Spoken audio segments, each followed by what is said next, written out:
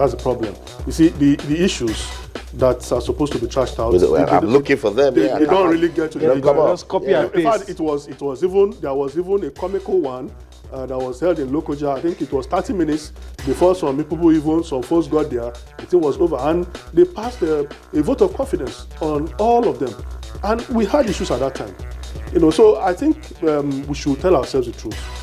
There are issues. Yes, this executive committee has made some landmark achievements. Last year, the African Women Championship, I think that was the first tournament, the African Youth Championship, the Under-17 World Cup, and lately the Under-23. But look at our league.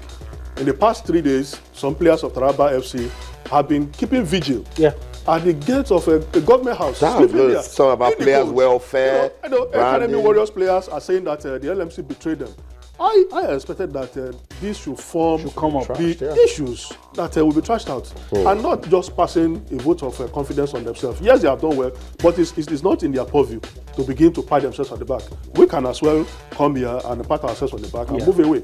But there are real issues to be trashed out, and the welfare of players. The minister said it that he has given the Football Federation till Christmas to pay all the coaches and players their outstanding allowances and whatever they are owing them. Get it sorted out. So I think the issue of this thing is not even the problem of Nigerian football. It's not the problem of Nigerian football.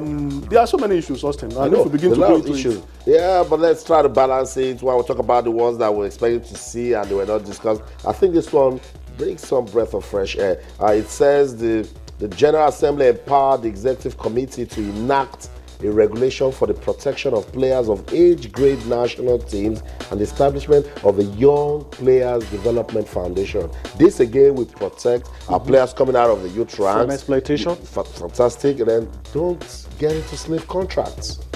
Well, it's good that there are structures, for players to guide them. We've had a lot of players, move outside this country because of naivety. That's right. They signed contracts that they later regretted. But the bottom line is the education of the players. Because if the players decide that this is what they want, there's little or nothing you can do. For Kelechi Iheanacho, it worked out for him. We all knew what happened. His father wanted him to play for Man City for obvious reasons. Enshrined in the contract was some hefty figures for his dad. And the man said, you have to go to Man City. And it has worked out, but it may not work out for other players. So we need to educate the players that at that age, you need to go to somewhere where your career will blossom. Yes, you need money. They are from indigent families, but you also need to balance it. You also need to progress as a player. So I think the players too need to be educated. So there you have it. Issues that came out of the 71st annual general meeting of the Nigeria Football Federation. The guys in the studio, it's all right, but not really. That's it right there. Doesn't really touch what is affecting football in Nigeria. Well, let's just hope that after this, they will still need to actually address those issues and take football to the level where it should be in this country. Now, on the 16th of January next year, it will be time for the African Nations Championship. Nigeria will be represented big time, joining Group C alongside Tunisia, Guinea, and Niger. Can Coach Sunday Olise and the Super Eagles do big things in Rwanda? That's the question. They've opened camp. It's looking good. We saw quality football in the league this season, and we're hoping that they will take that same form to Rwanda. Yeah, I'm particularly impressed. I was listening with you on Monday, talking about the quality of boys we have in this squad, and I can't agree less.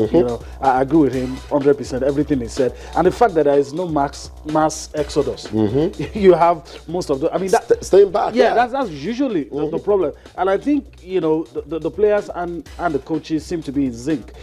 Usually in times past, you have a player plays six months in the league, maybe top scorer before you know you're not seeing him anymore. But you're having regular faces.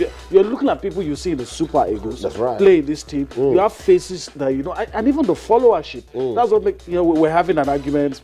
It wasn't really an argument. We're talking about what name we should call this team. And I said, look, just go right ahead and call them the Super Eagles. Just go right ahead and call them the Super Eagles. Most of them have played for the proper. Exactly. Most of them have played for the main team. And I'm very happy. I'm a little scared, I must confess, because anytime the weight of expectation begins to rest on the shoulder of a Nigerian team, they begin to crack. I like this team. Yeah. Apart from one or two players that you may ask questions, why were they not included? This to me seems to be, you know,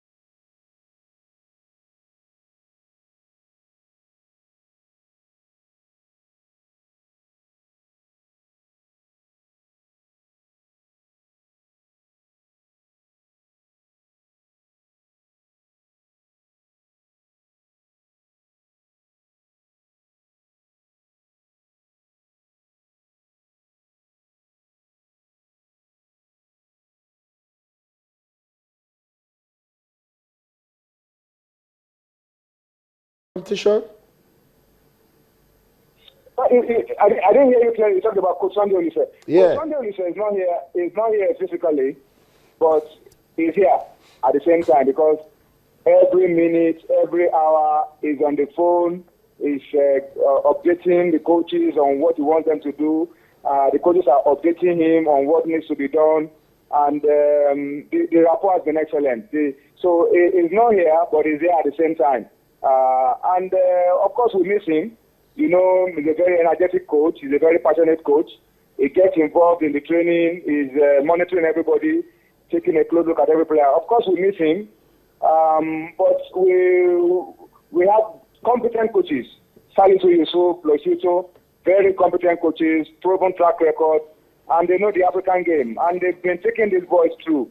And everybody's on the same page, including the coach who is not here, and the ones who are here. Everyone is on the same page. And by the time the coach is able to join us for the final phase of preparation, I'm sure that everything will just fall into place and we'll be good to go. So we are missing him, no doubt, but at the same time, the coaches here are doing an excellent job. They're really, really feeling it for him, and the boys are also making it worth their while because the quality is just the extra good. Toyin, we want to say thank you so much for speaking to us tonight on the show and send all our best wishes to the players out there. Yeah, thank you guys. Thank you guys. Okay, so that's it, Super Eagles media officer Toyin Ibitoye. Before we got talking to Toyin, I wanted to actually speak on the quality of Coach Salisu Yusuf and Aloragu, and Toyin didn't say anything different. I wanted to hear. Absolutely. I mean, Salisu Yusuf, you remember that when he was at Eyimba, they won the title. That's right. They won the Federation Cup, and you know he has done so well with other clubs, Academy, Wiki Torres. Everywhere he has gone, there is a very beautiful pattern of play. Yeah. And there is even a story, though unconfirmed, that Eyimba are trying to lure him back to their fold. So you cannot dismiss the qualities. Then Aloyago, what can we say about Aloyago? He has kept for the Super Eagles, and the quality of training of the goalkeepers, especially the ones in the local league, has reflected that they are doing so well. Ikechukwu Ezenwa, very brave goalkeeper. Yeah. We all saw what he did during the away games against Burkina Faso and the rest. So I think they will feel in, very, very well in the absence of Sunday Olise. But Austin, I want to point it out here that I think for whatever reasons, the Nigerian Football Federation has set a bad precedent. We don't know the real situation with Sunday the coach. Yeah. If you appointed a coach and the coach is not around, and we don't even know whether set up press statement. We don't know what is happening. Then it's a bad precedent. Yeah. Then we've had other coaches. Samson Session went to Senegal a couple of days ago and won without little or no support. Yeah. And here is a guy that is supposed to handle the team.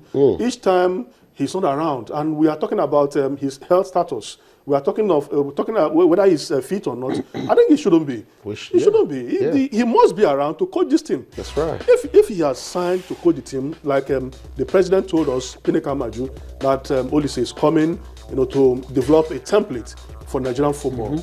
And each time we don't see him, tongues get wagging. Then we need some explanations. I totally agree, because that's the coach of the senior men's national team, the Super Eagles of Nigeria. The Nigerian Football Federation needs to let us know the status of the coach and what's really going on. Let's go on this quick break. When we'll come back, Kingsley Sokari is in the news. What's going on with him? We'll talk about our comeback. Don't go anywhere to stay.